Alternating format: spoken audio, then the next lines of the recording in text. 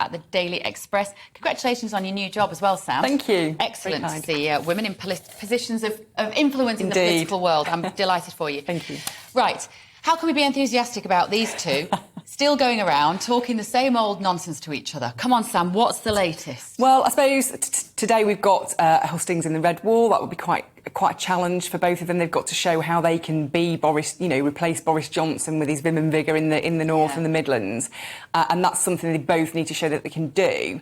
But I think the problem they've got at the moment is it's all getting quite nasty, isn't it? This Tory leadership contest is getting nastier by the day. And we've seen... Is it, then? Well, we've seen today Dominic Raab, who is a Rishi Sunak supporter, he's talking about Liz Truss's plans being an economic suicide note. So, it's getting quite vicious. And then we've had Paul Scully, who is a Liz Truss supporter and a minister in the government, junior minister in the government. He's talking about, actually, people must be tearing their hair out at the state of this contest because instead of looking at the problems the country is facing, the candidates are actually going for each other, and that's not a great place to be. Paul Scully MP. Never heard of him. Have you heard of him? I've never heard of him. But it's interesting that he's one of the few politicians, actually, that stuck their neck out and said the electorate and the Conservative Party voters, fans, members are going to hate this. Yeah. It's good on him for saying that. Well done, Paul Scully. It's blue on blue action, as we call it in Westminster. So you've got Tory MPs tearing chunks out of other Tory MPs. Now, obviously, at the end of all this, they've got to all work together and they've got to show the country that they're putting on a united front. All Labour are going to do is file away all these attacks and then come the election, they will just trot them all out. And it's absolute armour for the Labour Party. And I think that's why Paul Scully is saying, look, you've got to stop doing this. Yeah.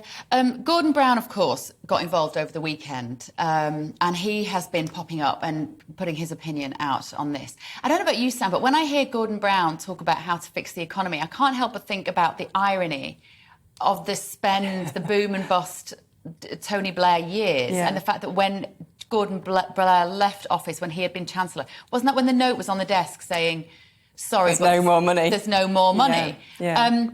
How do you think that's playing out with people to see Gordon Brown come in? Because you kind of have to have a good memory to remember. Yeah. And of course, Gordon Brown, he did, of course, promise to fix the boom and bust economy in Britain. This kind of cycle that constantly happens where you have a good time and then you dip into recession and then the good times come again.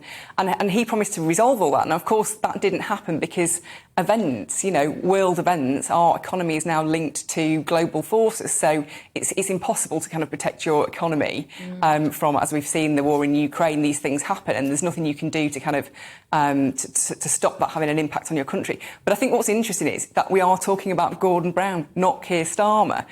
Keir Starmer, I believe, is on holiday, or he simply has been. But it should be Gordon Brown. It should be Keir Starmer we're talking about, not Gordon Brown. Where is Keir Starmer on this? You would expect him to be kind of taking up the news pages. It's bizarre,